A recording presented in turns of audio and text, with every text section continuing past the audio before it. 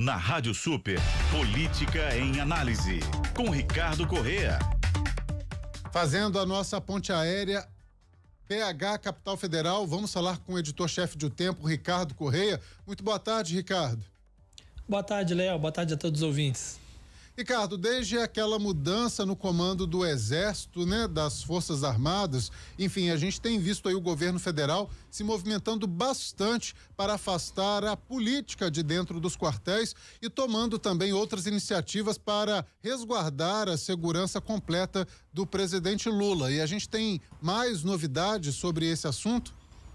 Pois é, o governo federal está trabalhando agora num projeto de criação de uma Guarda Nacional, né? O ministro Flávio Dino disse ontem, né, numa entrevista à Voz do Brasil, né, da TV Brasil, empresa estatal do governo, que já está pronta essa proposta a pedido do presidente de se criar uma Guarda Nacional para proteger ali os prédios públicos e também para ações do governo federal em unidades de conservação, em áreas federais em que haja necessidade, né?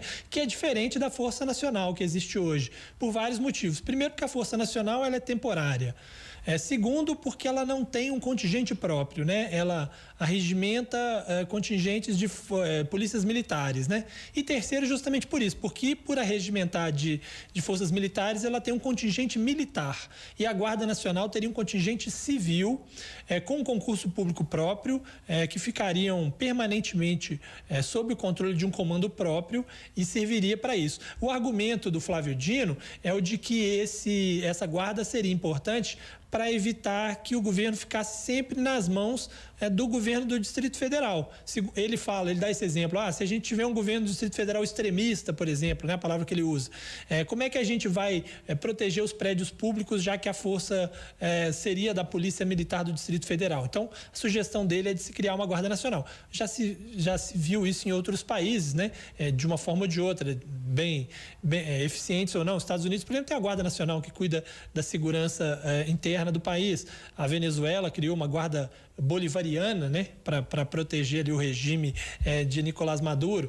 Então é uma proposta que está, segundo ele, pronta para começar a ser implementada dentro do governo e que serve, de certa forma, para também garantir uma certa segurança em relação a essa relação com os militares, né?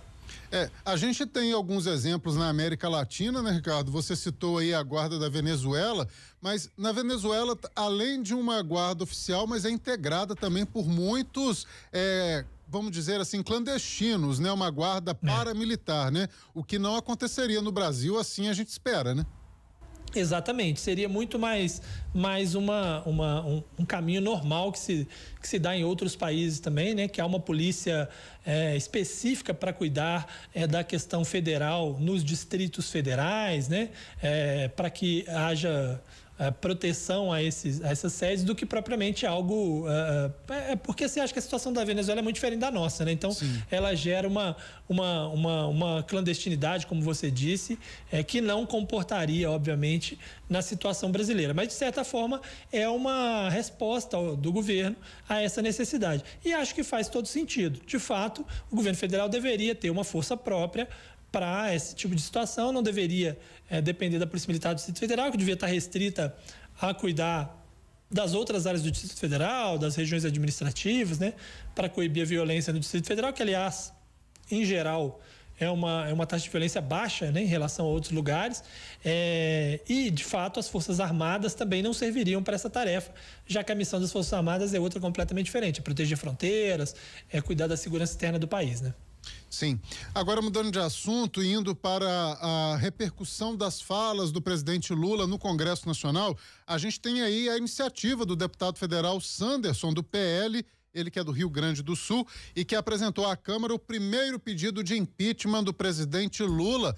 Isso depois de Lula dizer que houve um golpe de Estado em 2016, com o impeachment do presidente, da então ex-presidente Dilma Rousseff, que também é do PT. Lembrando que todo o processo de impeachment da Dilma foi conduzido pelo Supremo Tribunal Federal na fase em que cabia ali aquele processo de análise. Claro que o processo de impeachment, você mesmo, né, Ricardo, já disse aqui várias vezes, é um processo político, mas seguiu o rito legal completo, né? Não houve um golpe, como diz o presidente.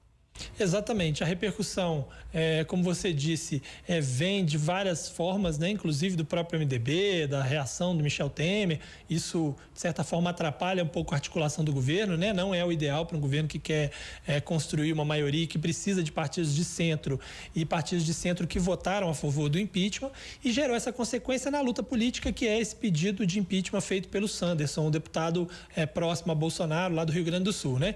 É claro que isso faz parte da luta política também. Esse pedido não vai adiante, o Arthur Lira não vai colocar isso para ser votado, mas é uma maneira que os bolsonaristas têm de dizer o seguinte: falou, olha, questiona-se muito a narrativa feita pela direita nos diversos aspectos, inclusive na questão do resultado da eleição, mas há uma narrativa de esquerda também que vai contra muitas ideias do Estado Democrático de Direito. Na avaliação deles, esse caso é um exemplo.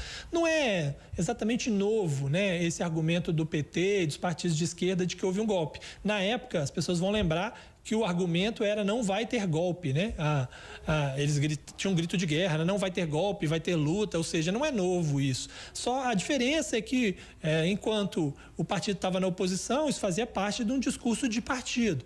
E quando o presidente da República vira presidente, a situação muda um pouco, né? Ele está numa função em que as falas dele pesam muito mais. Aí é o comandante, é o chefe do executivo de 200 e tantos milhões de brasileiros, que está dizendo que as instituições brasileiras falharam em 2016.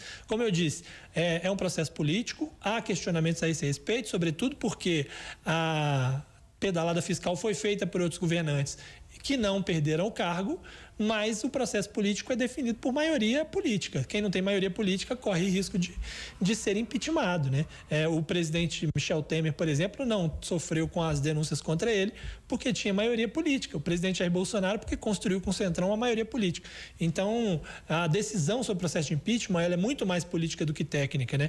Porque argumentos a processo de impeachment são vários. Toda hora alguém coloca aí um processo. O que eu acho que, no fim das contas, independentemente do que acha o PT ou do que acha a direita, o grande problema disso é que atrapalha a articulação política do governo, né? O governo precisa de articular melhor politicamente e quando ele faz esse tipo de fala, ele se prejudica, né? Prejudica nessa tarefa, né? Mais do que qualquer coisa. Agora, você falou muito bem, os ritos foram respeitados. Se o processo, juridicamente, a pedalada não valia, valeu para outros, não valeu para Dilma, é outra história. Mas o rito foi seguido pelo Supremo Tribunal Federal, apresentado pelo Supremo Tribunal e validado, e depois o processo foi com julgamento, inclusive depois, no julgamento definitivo, com o comando do Ricardo Lewandowski, no processo que se terminou, né, no Senado. Justamente, e teve todo o período legal para que a ex-presidente Dilma também pudesse recorrer, apresentar ali os seus argumentos, né? Tanto que houve aí depois outras análises feitas pelo Supremo Tribunal Federal acerca desses recursos da ex-presidente Dilma. Agora, o que fica difícil talvez para muita gente compreender, Ricardo, por que o presidente Lula tem dado declarações tão polêmicas, se já não estamos mais em campanha, se ele mesmo fala que quer pacificar o país e atacar tão frontalmente o MDB, uma figura que é tão representativa para a legenda como Michel Temer, de uma maneira que ele poderia inclusive ajudá-lo na articulação dentro do próprio Congresso. A Simone Tebet é do MDB, ou seja, o que você avalia que está por trás desses comentários do presidente Lula? Olha, assim como ele reconstruiu a história dele, né? Depois de ser preso, ele reconstruiu e conseguiu criar uma história de que havia uma perseguição e tal, o que levou ao Palácio do Planalto. Foi uma estratégia eficiente do PT, né? Porque outros não conseguiram fazer essa mesma estratégia. Dos que foram abatidos pela Lava Jato, Lula foi quem conseguiu e o PT foi quem conseguiu sobreviver a ponto de voltar ao comando do país. Talvez ele esteja querendo fazer a mesma estratégia do ponto de vista da Dilma, né? Eles têm conversado muito, têm se aproximado muito. Eu não sei até que ponto, não tem nenhuma informação a esse respeito, até que ponto isso pode ser também uma maneira de reforçar o nome da Dilma porque ela possa vir ocupar uma embaixada, algo assim. Mas o fato é que do ponto de vista realmente da articulação política, não parece o melhor caminho nesse momento, né? Sem dúvida. Ricardo Correia, editor-chefe de O Tempo em Brasília. Ricardo, por hoje, muito obrigado. Até amanhã. Eu que agradeço. Um abraço para vocês e até amanhã.